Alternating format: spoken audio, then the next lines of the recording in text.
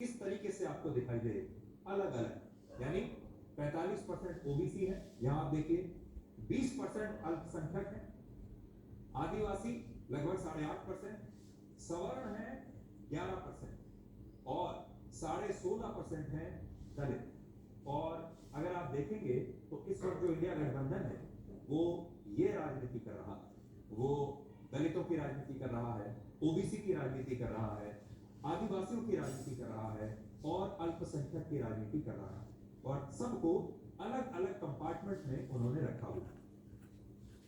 अब देखिए बीजेपी की राजनीति क्या है, वहां पर जो आपको विभाजन दिखाई दे रहा है, बीजेपी ये चाहती है कि वो पूरा विभाजन 20% अल्पसंख्यक है, ये तो 20% रहेंगे और बीजेपी को ऐसा लगता है कि ये उसे वोट नहीं देंगे, लेकिन जो बाकी 80% है बीजेपी ये चाहती है कि ये सारे एकजुट हो जाए। और इसीलिए योगी आदित्यनाथ ने आज ये कहा है कि अगर आप बटेंगे तो आप कटेंगे, और अगर आप बटे तो आप ऐसे नजर आएंगे। और योगी आदित्यनाथ जो कह रहे हैं कि अगर आप इस तरह से बटे तो आप कट जाएंगे, और अगर आप इस तरह से रहे तो आप सुरक्षित रहेंगे।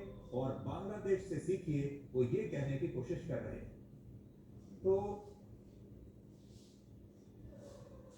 विपक्षी दल इस समय हिंदुओं को बिल्कुल इसी तरह जातियों में बांट कर रखना चाहते हैं, क्योंकि जब हिंदू विभाजित होकर वोट डालता है तो इससे विपक्षी दलों को फायदा होता है। और अभी राहुल गांधी जातिगत जनगणना के मुद्दे पर हिंदुओं को इसी तरह से अलग अलग जातियों में बांटने की कोशिश कर रहे हैं।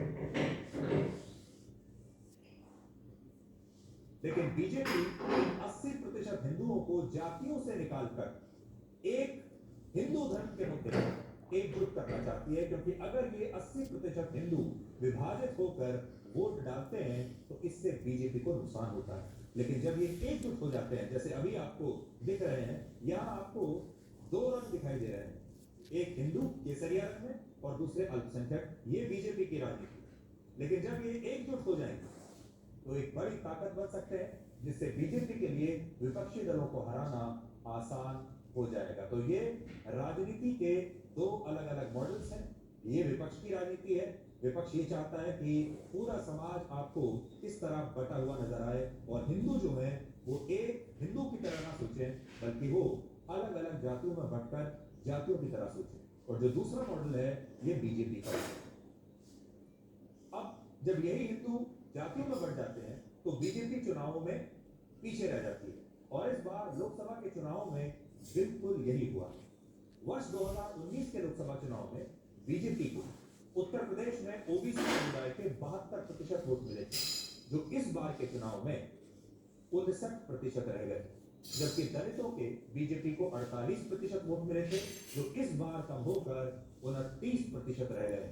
और इसी तरह हिंदू वोटों के जातियों में बंटने से बीजेपी को ओबीसी और दलित वोटों का जबरदस्त नुकसान हुआ, और बीजेपी उत्तर प्रदेश की 80 में से सिर्फ 33 सीटें जीत पाई, जबकि पिछली बार उसने 62 सीटें जीती। तो आप देख लीजिए 2019 के आंकड़े आपकी स्क्रीन पर हैं और 2024 के चुनावों के आंकड़े आपकी स्क्रीन पर हैं। और यहाँ आपको आप देखेंगे ओबीसी 72% से 59% रह गए, दलित वोट 48% से 29% पर आ गए।